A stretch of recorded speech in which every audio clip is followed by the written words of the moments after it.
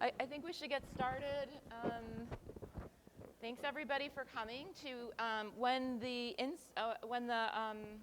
now I forgot the title. When insiders become the threat. We are here to talk about a very significant, probably the largest election security breach that's occurred in the United States that you may or may not have even heard of. I'm Susan Greenhalgh with Free Speech for People. I'm going to act a little bit as moderator and also presenter. Marilyn Marks is going to start us off. She's going to talk about how she actually came to uncover one aspect of this large breach that occurred in multiple states and started pulling the threads to see how they were connected. I'm going to talk a little bit about how they're connected. David Jefferson is going to talk about how this can affect election security, and Jessica Burbank is a reporter from DropSite News who is going to talk a little bit about her reporting on this and what she learned when she saw how these breaches were connected. So we'll turn it over to Marilyn to get started.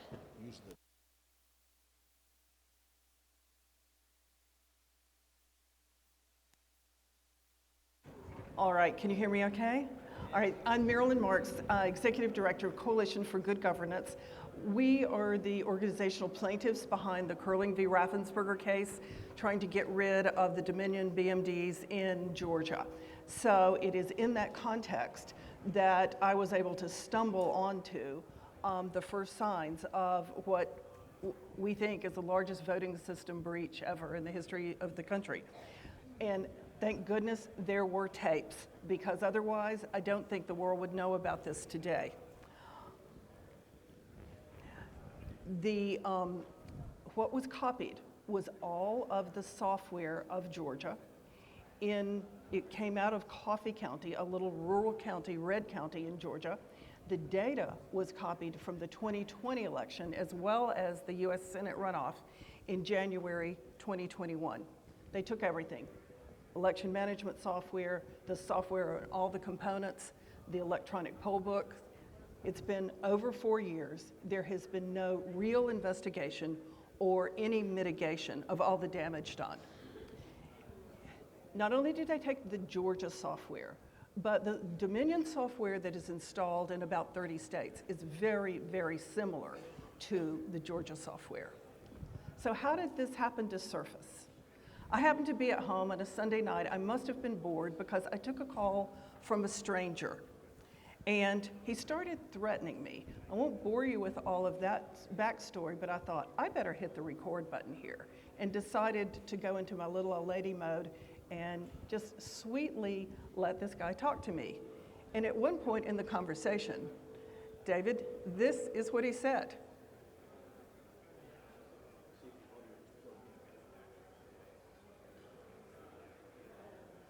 And you want to hold your microphone near that.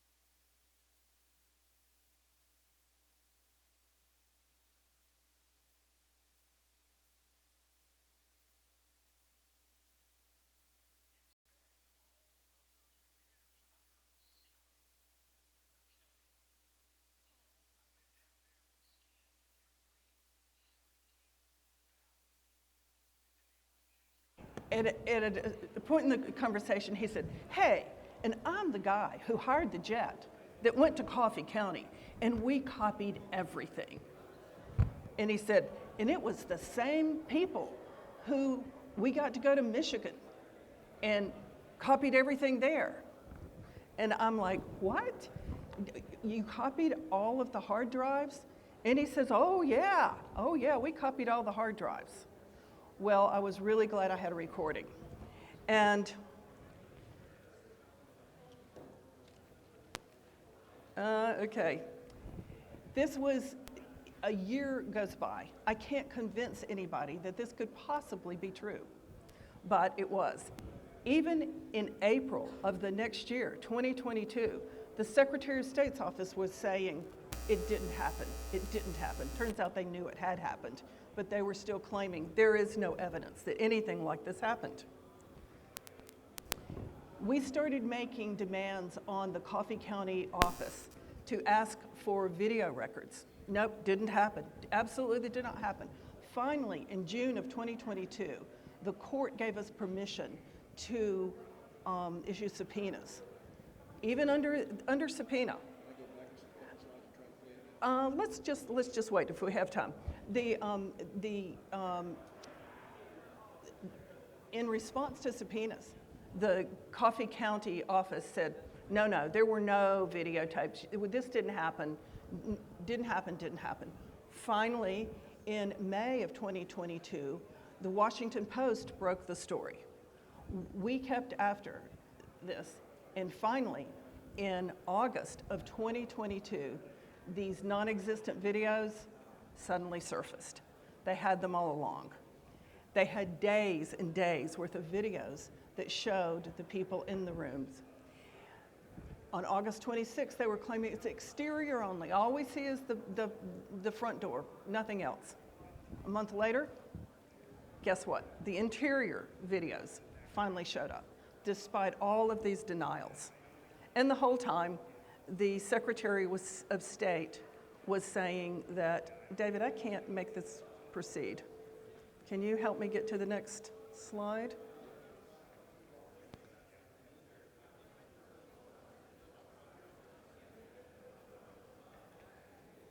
Sorry, guys.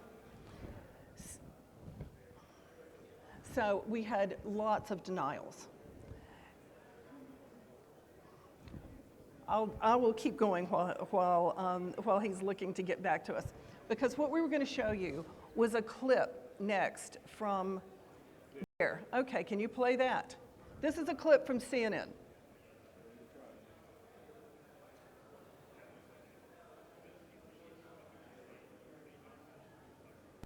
The newly obtained surveillance video shows a Republican county official and a team working for Trump attorney Sidney Powell inside a restricted area of the local elections office in Coffee County, Georgia.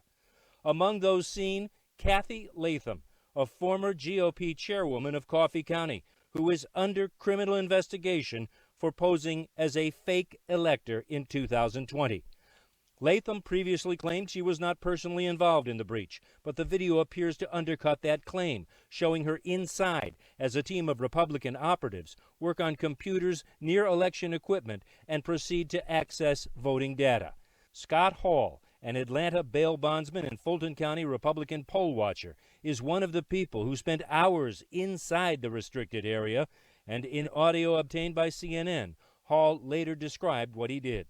I'm the guy that chartered the jet to go down to Coffee County to have them inspect all of those computers, and I've heard zero. Okay? I went down there, we scanned every freaking ballot. The Georgia Secretary of State's office calls what happened in Coffee County criminal behavior, and a state criminal investigation is underway. But election experts say the damage could be even bigger than the illegal accessing of voting equipment in Georgia and other parts of the country. These operatives may be undermining the security of elections in the future. The newly obtained surveillance video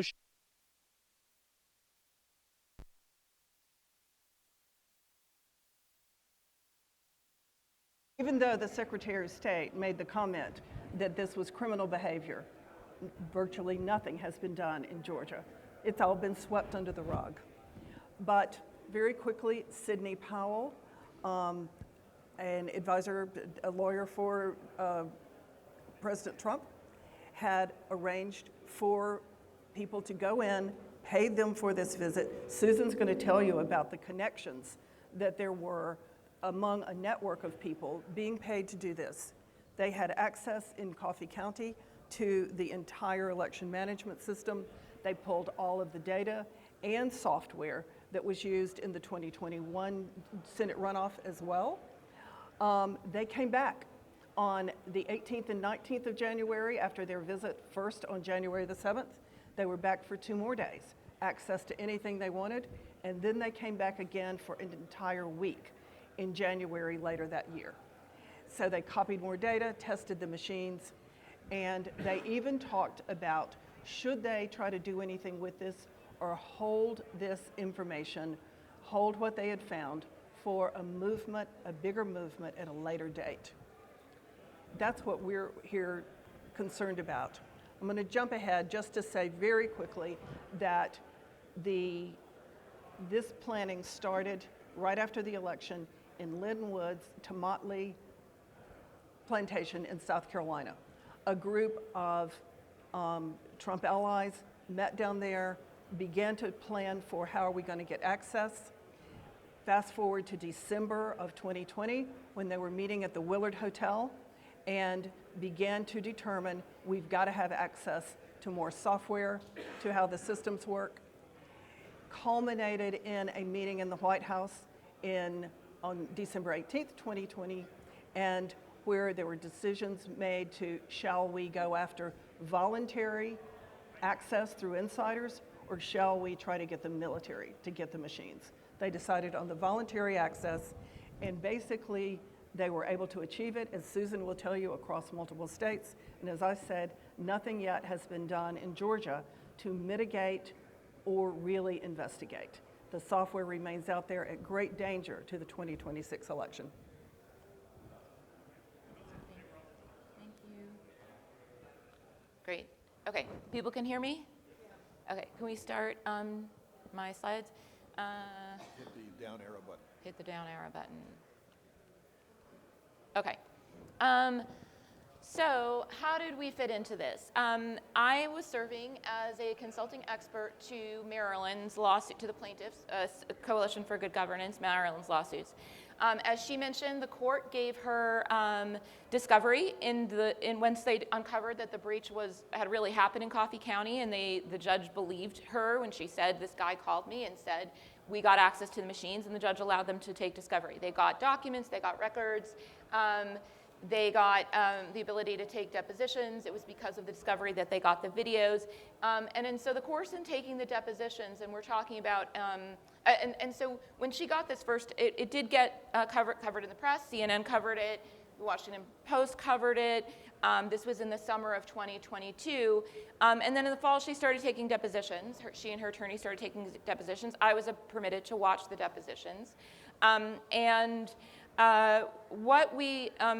in the course of one of the depositions, or several depositions, people that were involved in this breach were being asked, have you been contacted by law enforcement? Have you been contacted by the FBI, Department of Homeland Security, Georgia State investigators?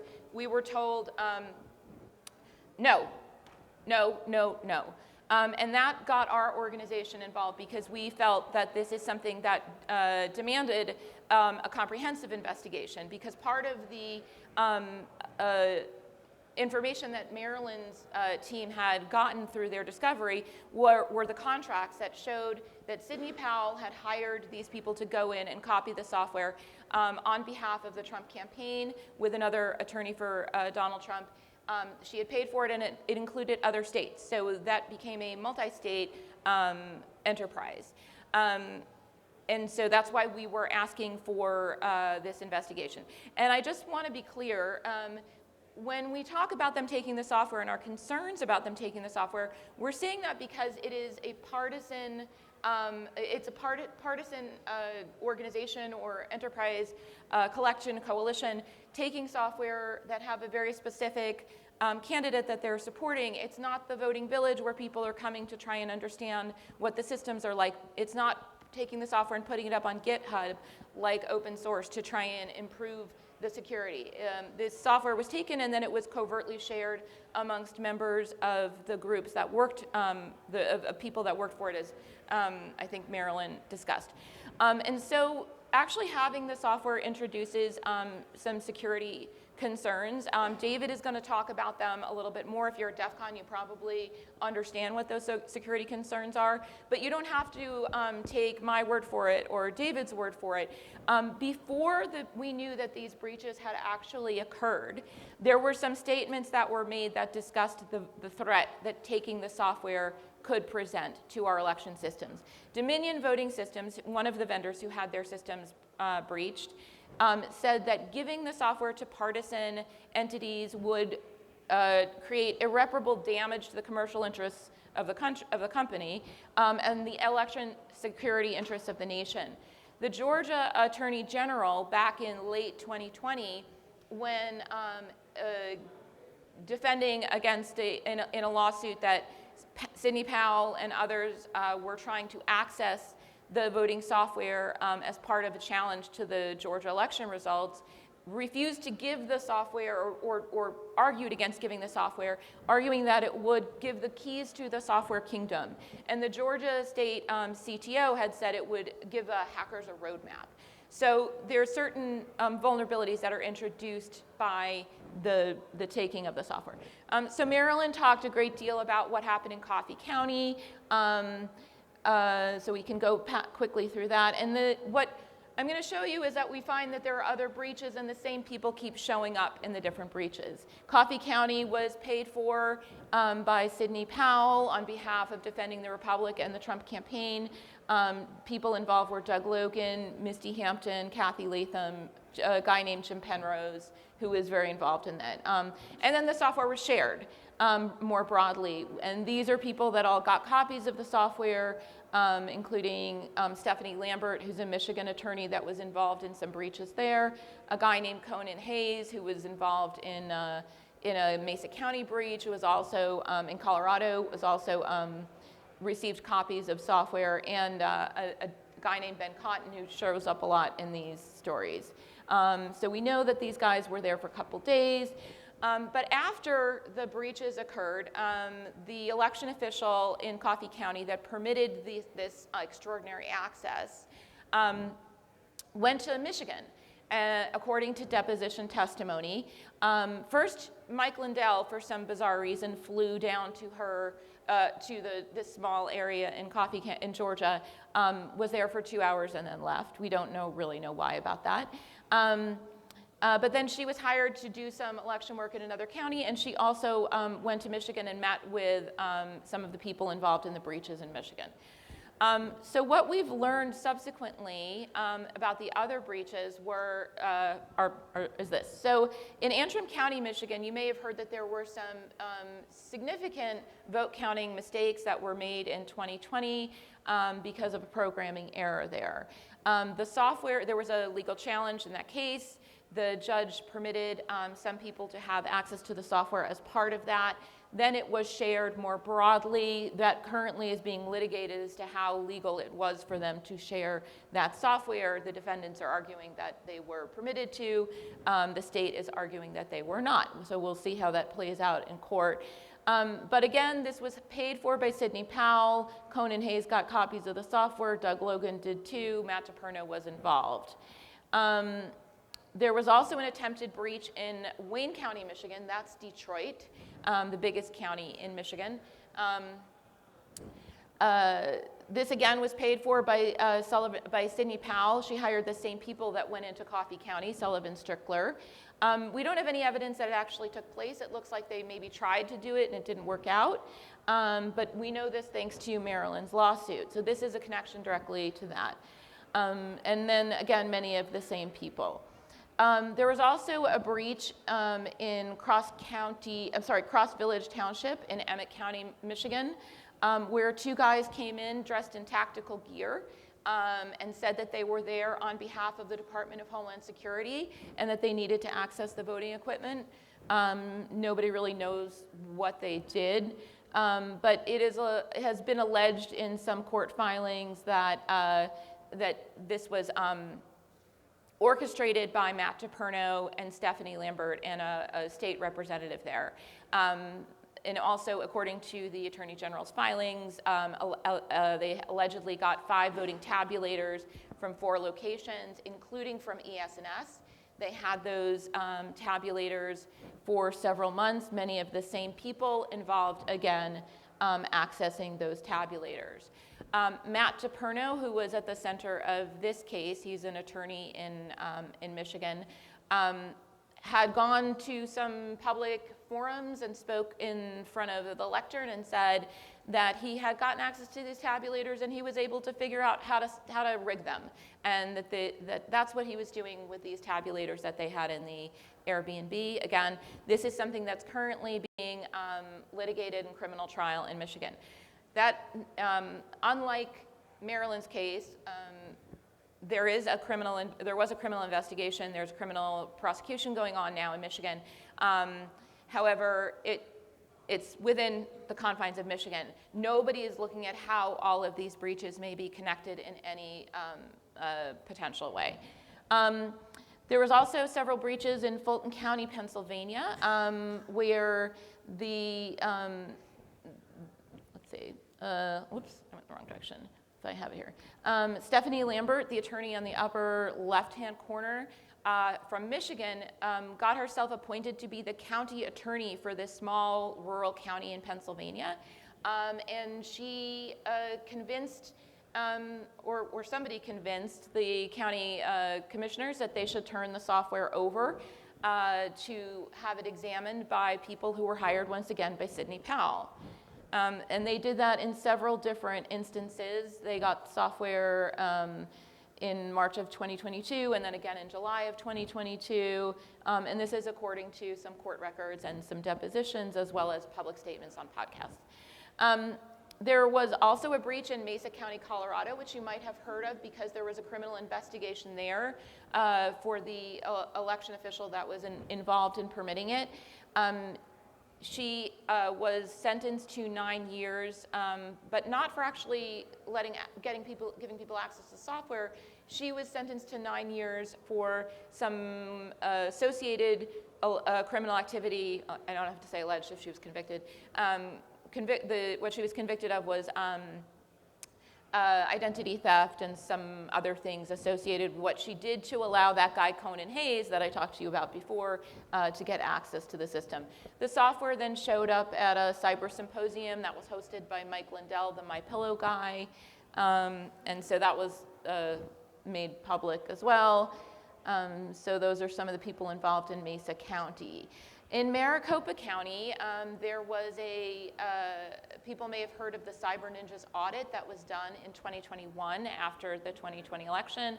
As part of that, the Cyber Ninjas were permitted access to the software from Dominion, but then they turned around and they gave it to a guy, that guy Ben Cotton, whose name I've mentioned a couple times already, and he took it to his lab or his cabin, or I'm not sure how you qualify it, but his lodging in Montana, so he had access to it there.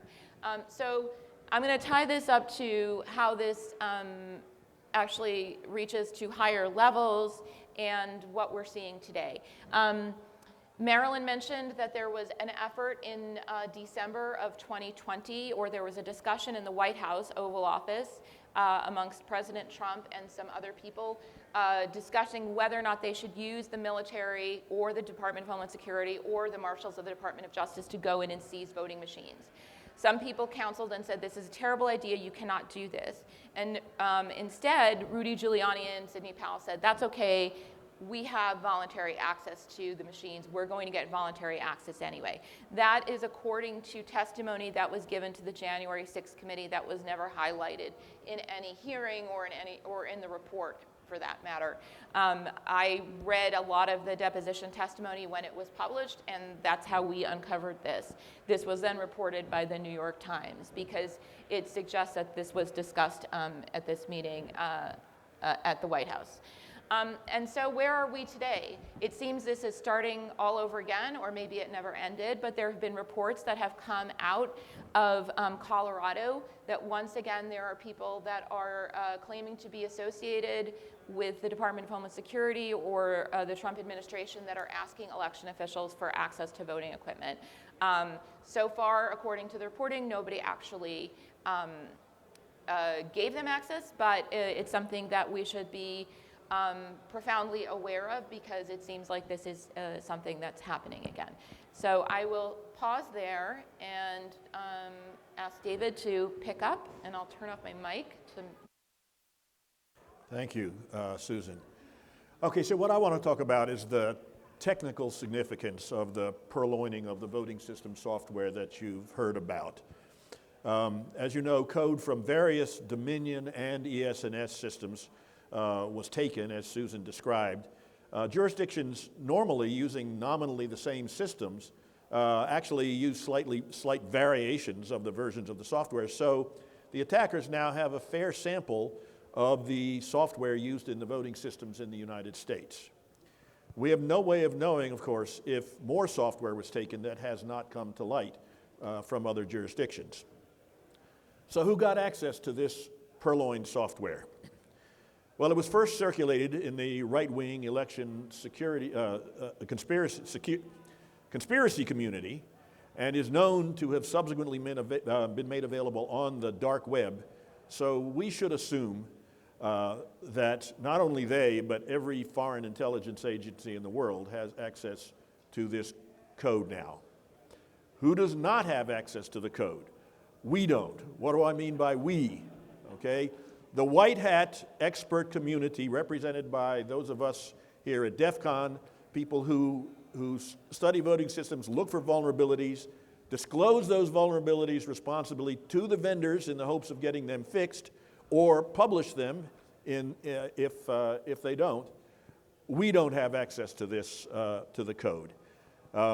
Those of us who've been involved in the top to bottom review, in court cases, we don't have access to it. Now, I want to note that the code that was taken in the incidents that Susan just outlined is binaries, not the source code. Primarily, the reason for that is that the election officials who cooperated with this don't even have access to the source code. They only have binaries. And so that's a good thing a little bit, but of course, the lack of having source code doesn't slow attackers down very much. Just a little bit. It doesn't stop it, though. The code, for one thing, the binaries are not obfuscated code. Obfuscation is a technique to make software very difficult to reverse engineer. The election code isn't that way. And so the barriers are relatively low. There are power tools to help reverse engineers figure out what's going on in code and to help them instrument it and step through it and watch it in detail. And of course, they can reverse engineer, they can decompile the code and get a version, a reasonably readable version of the source code if they want to look at particular parts of the code.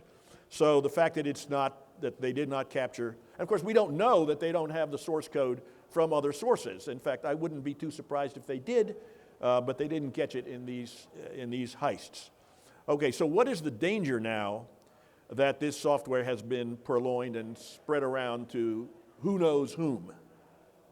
Well, the primary danger is that bad actors can study this code at their leisure. We have 2 years between major elections.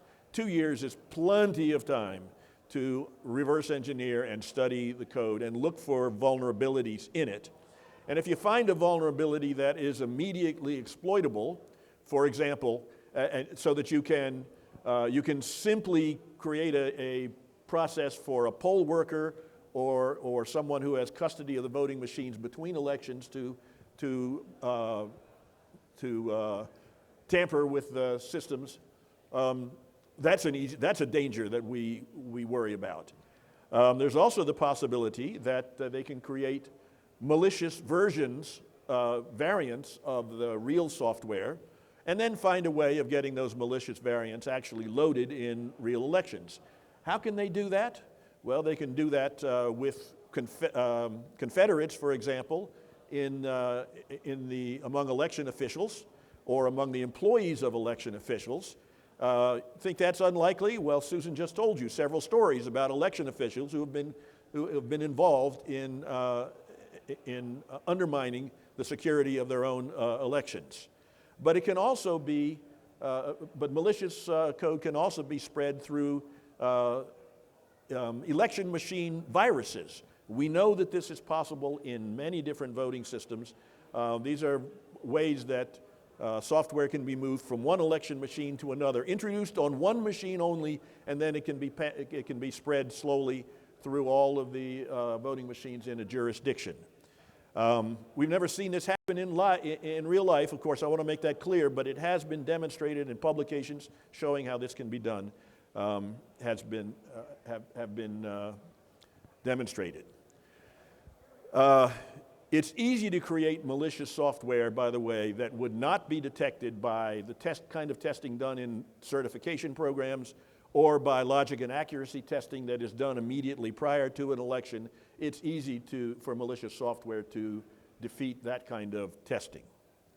So, given that this software is out there, we don't know who has it, we don't know what they're trying to do with it. What is it that we can do to defeat these potential exploits and malicious software and protect our elections? The answer to that will be talked about for the rest of the afternoon, but the answers are evidence-based elections, software independence, and risk-limiting audits. And stay tuned for the rest of the afternoon and you will hear all about those. Thanks, David. Jessica, can you? We still have 10 minutes? Yep. Okay. So this is fun. This was a really big story for me personally, not just because it took months to get out, but because it took so much defense of the story, even after it was published, and there was so much evidence that I had put together. I wrote down Blue Anon Chicken Little, which are words that look very funny together, but if you were questioning the 2024 election, especially in the world of journalism, they were calling you Blue Anon, a conspiracy theorist. You must have just really wanted Kamala Harris to win, and that's why you're upset and that's why you're talking about this. The letter that was written in part by Marilyn Marks and a group of cybersecurity and election security experts, it came out on November 13th. I saw it on my X feed, and after reading through it, I immediately knew it was legitimate because they weren't saying, you know, this election was stolen, we see evidence of fraud. They were saying it was possible because of these massive, well-documented breaches, and it would be quite simple compared to what we did in 2020 to do a swing state audit of a statistically significant sample of ballots to confirm that the results of the 2024 election were truly the will of the people. It just made sense. The problem was there was another duty to warn letter sent on November 8th, and then another on the 15th. And people confused this letter with that one. So every time I would pitch this, people would say, no, I already saw that. Wasn't it debunked by Snopes? And you would expect journalists to actually read what you're sending them. That wasn't the case. There seemed to be like a fear of being labeled a conspiracy theorist, but I didn't come from the world of journalism. I came from a working class family. I don't have any kind of reputation to upkeep, so thankfully I could focus on the truth and focus on the story. And I called Marilyn, and at first she was skeptical of me. I didn't know it's because you had bail bondsmen threatening you in the past.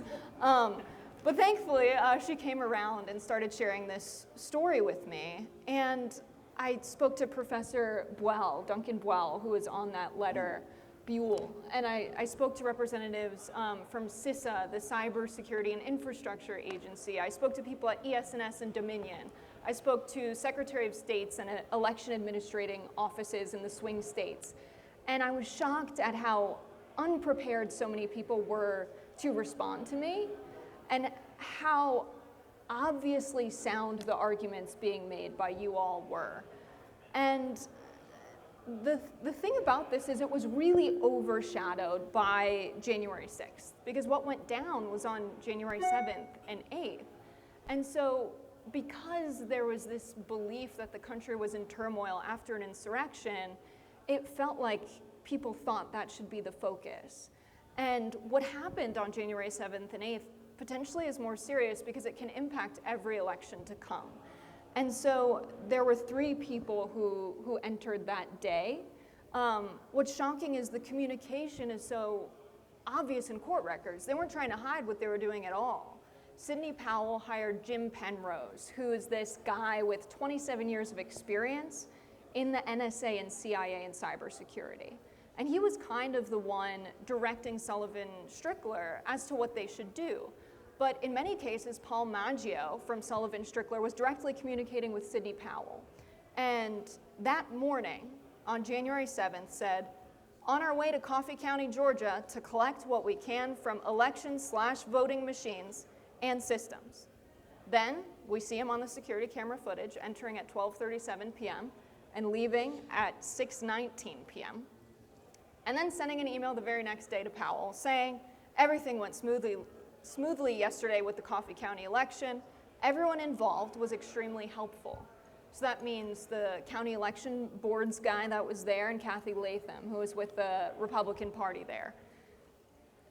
They then said, we're considering all of the data collected, or consolidating all of the data collected, and will be uploading it to our secure sites for access by your team. Now, we know because of the Greenhalgh v. Raffensperger lawsuit what they got. Forensic images of an election server on Maggio's hard drive with Sullivan Strickler, ballot images, election management servers, a folder titled Dominion Supplied Laptop, tabulators, thumb drives to program the tabulators, and copies of the voting machines. And so this gets reported out by the Associated Press. Separately, you have reporting coming out of these text messages between Cyber Ninja's CEO Doug Logan and Jim Penrose, where Penrose says, here's the plan, let's keep this close. We only have until Saturday to decide if we're going to use this report to try to decertify the Senate runoff election or if we hold it for a bigger moment. Now, Sullivan Strickler had this case for why they were pretty much criminally innocent for what they had done, and it's that we were directed by an officer of the court. Sidney Powell's an attorney. Why would we think what we were doing was improper or illegal? And so that's how they got away with that. But it was the same guys doing this in Michigan on the very same email chain where they hired and coordinating this effort in Georgia.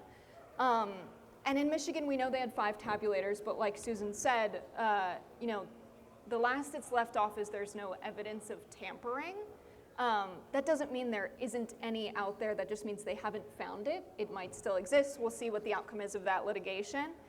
But Greenhalgh v. Raffensperger was this case where it was determined 27,000 Dominion voting machines should be replaced because they were not secure. And the result of that was they replaced them with new Dominion touchscreen voting machines. And then the litigation was reopened. And that's when we saw a report from Dr. Alex Halderman.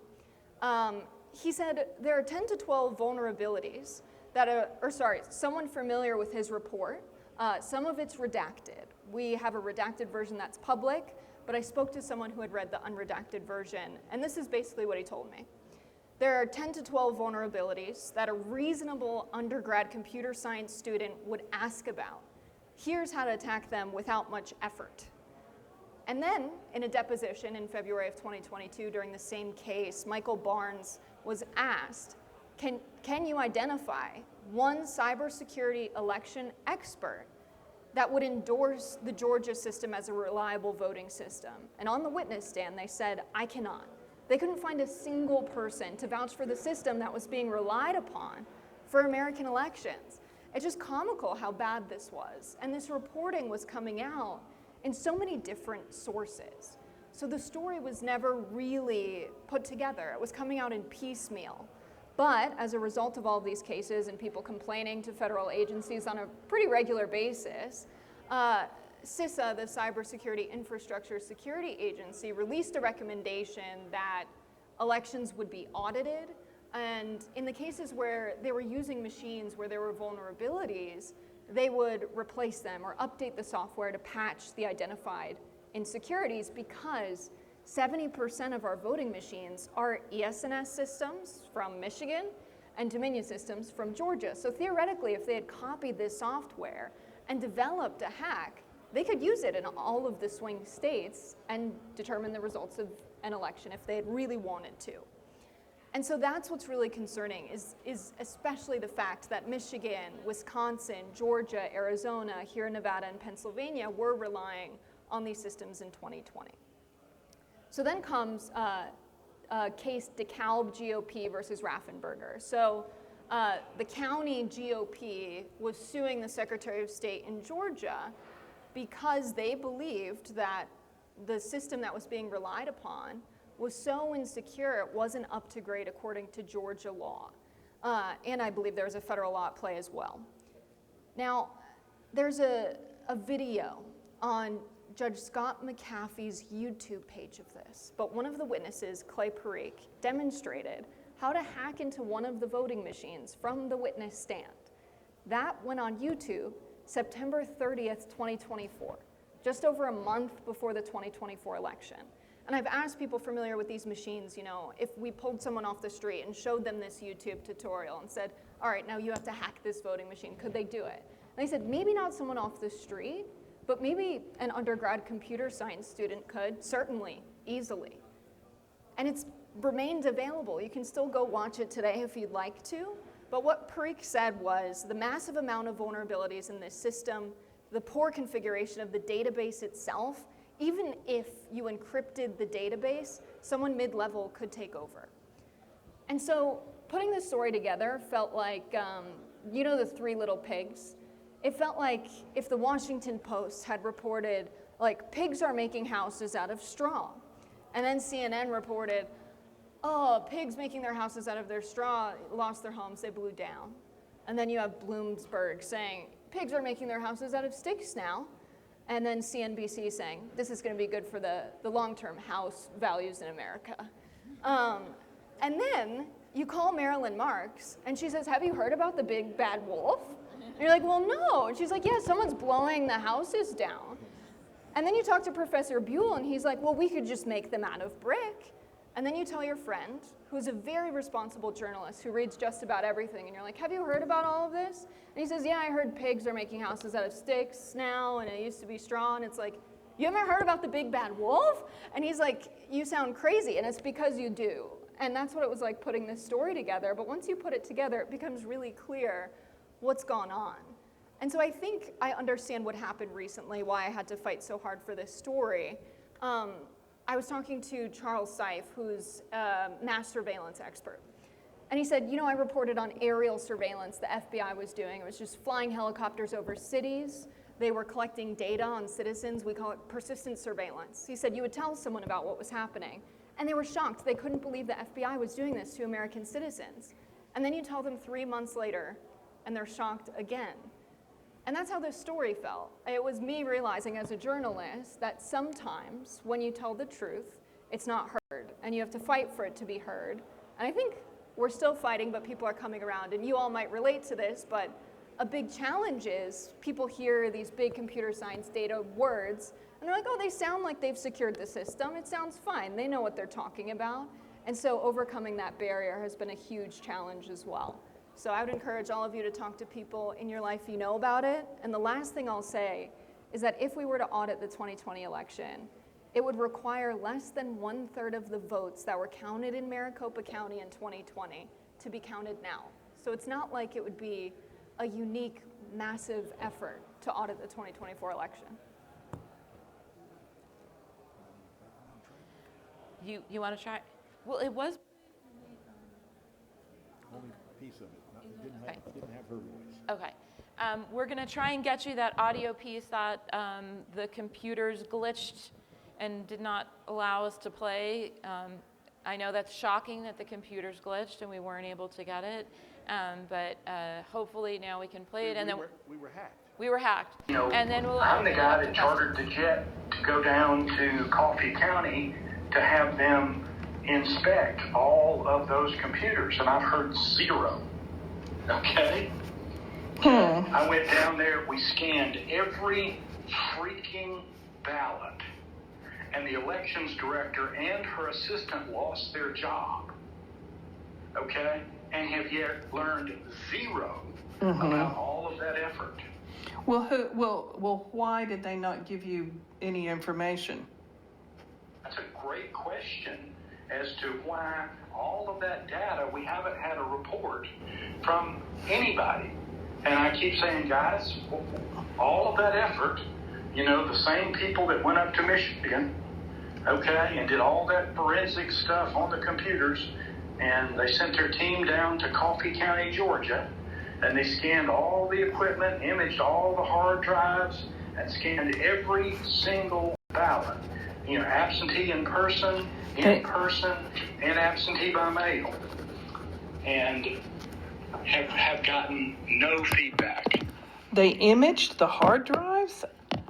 Yes. How in the world did you get permission to do that? We basically had the entire elections committee there. Okay? And they said, we give you permission. Go for it. So they went in there and imaged every hard drive of every piece of equipment, all the poll pads. I think this is repeating. I think we can cut it now. But I wanted to follow up on what Jessica was saying. This tape was it is on. The tape is, can you hear me now? Okay, the tape was available a year before we could get anybody to listen to it or begin to even investigate. Like Jessica was saying, nobody wanted to believe this could possibly be true. But she was talking about, and David had talked about, the ease of hacking.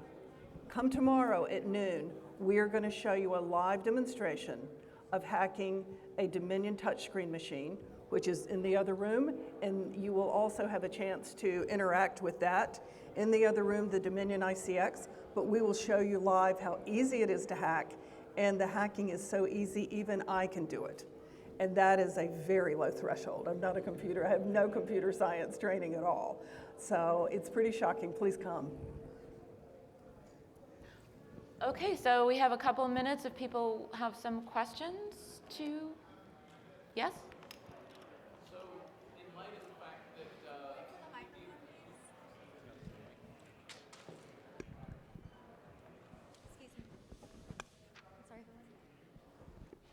in light of the fact that I think the DHS and DOJ have asked for voting records and also the registration records from a number of states, how does that dovetail into all of this activity? So the articles that I put up there, those are about, there was articles that lumped them together, that they said that they're asking for that information, and then that they're also, there have been these inquiries from people that have represented that they were from Department of Homeland Security or from the White House that were asking for access to voting equipment. This is the voter records and registration records. Right. So I think that people are viewing them both as efforts to access information that might be used in the future regarding the election. But there's appears to be an effort to get the machines again. The records, voter registration records are slightly different. Well, very different. Wait for the. She's coming with the microphone. And then check her. A few different times you said that Sidney Powell paid the various people to. Where did she come up with the money to do that? So that's a great question. I don't think anyone's ever done any investigation to trace where that money came from. We know that she was raising a lot of money for the Defending the Republic PAC. But if there were other sources, it would be great to know. But no, because we're lacking any sort of comprehensive investigation into the multi-state, the multi-pronged effort, we really don't know. The bail bondsman, Scott Hall, who was indicted ultimately, he was also, we believe, funded through his attorney that was connected to Trump campaign and David, Citizens United, what's the guy's name? David, not coming up with it, but anyway, there was also funding, we think, coming into Georgia. What? No. What did you feel that Scott's motivations were for calling you on March 7th? Because it sounds like he's trying to clear his conscience, but at the same time he's pissed. Like, what did you feel? Okay, so I didn't have a chance to, of course, give the whole hour-and-a-half conversation, but he had called me threatening me saying, look, I have hacked into your litigation files. I want this, and this that I can't find, and you will get it for me.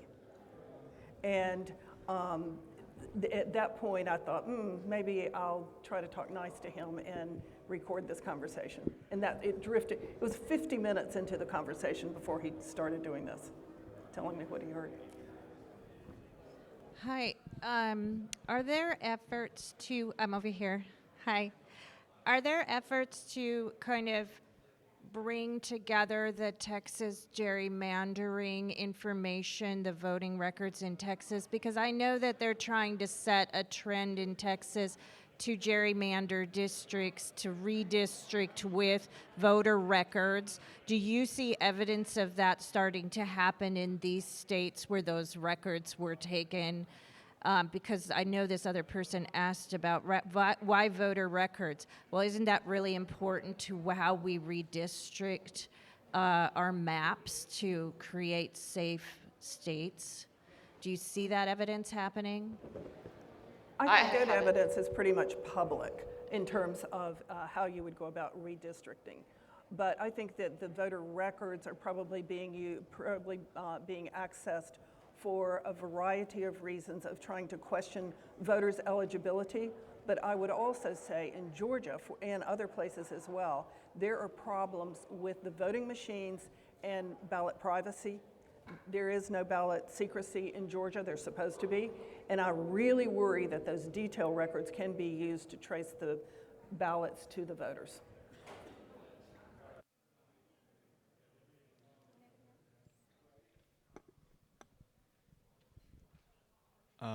How much of the phone conversation was recorded? Recorded almost all of it, and it's public record, except the very beginning, because I had no idea who this guy was or why he was calling me. I didn't get the part where he was saying, hey, look, I hacked into your system. And I tried to pick it up later in the conversation. He quit talking about it. But I have well over an hour of the conversation recorded. But yeah, he wanted our files and had basically was saying, look, I know a lot of people. I get what I want.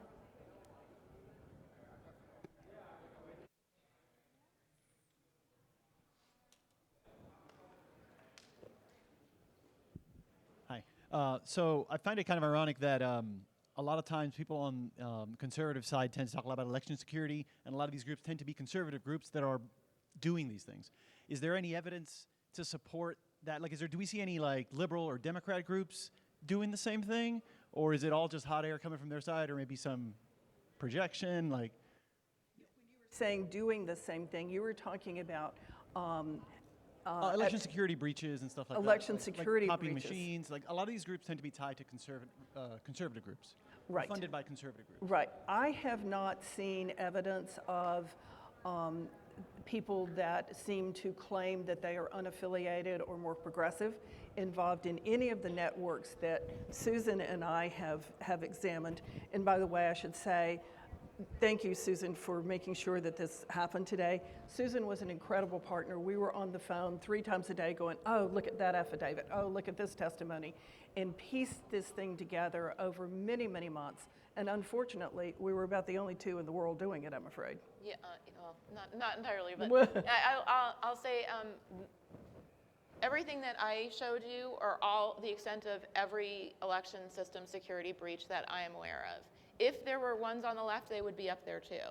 The reason these are specifically interesting and compelling to me is because they all seem to be tied together because you keep seeing the same people involved. Either they were there at the breach or they got the copy of the software that was taken or the same people paid for it. If there were, if there was a parallel effort, you would have seen that too. We're nonpartisan. I haven't seen any, so Yeah. thank you. You all only saw a short version of the list of names. The list of names is very long of people who were in the background involved in this. It would take hours to go through them all, but the network is unbelievably connected.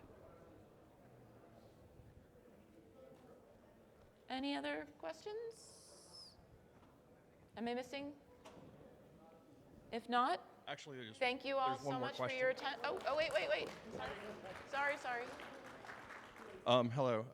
I have kind of a convoluted question, but based on the fact that there was at least one piece of evidence you threw up here that showed that they had taken a report and had intended to use it for some purpose, was there ever a response from the DOJ or the FBI as to whether or not they had looked at conspiracy or conspiracy to commit or conspiracy to interact in some way across multiple states? This is a great question. I'm sorry, I should have included this in my presentation.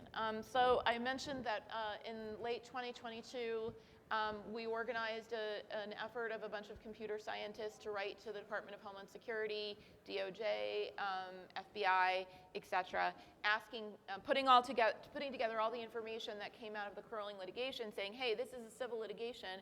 We understand maybe you're not following every civil litigation, but it seems like this is something that needs to be investigated to determine if there was criminal activity here, and that it seems like it's something that should be investigated by the feds because it seems to go across state lines.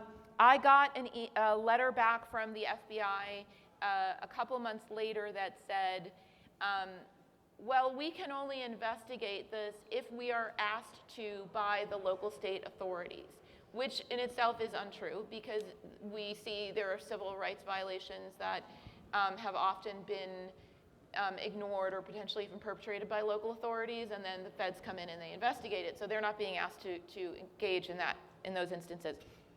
But moreover, while the Secretary of State in Georgia, as Marilyn pointed out, had been saying nothing to see here, this never happened, the State Election Board, which is a parallel authority, was concerned and actually did ask the FBI to investigate, and the FBI still did not investigate.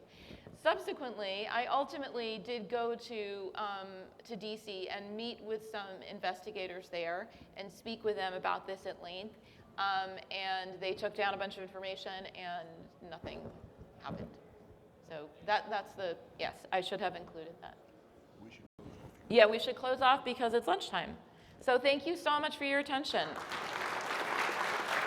And let me suggest that you come back at 1:30 for our keynote speech by the former California Secretary of State, Deborah Bowen.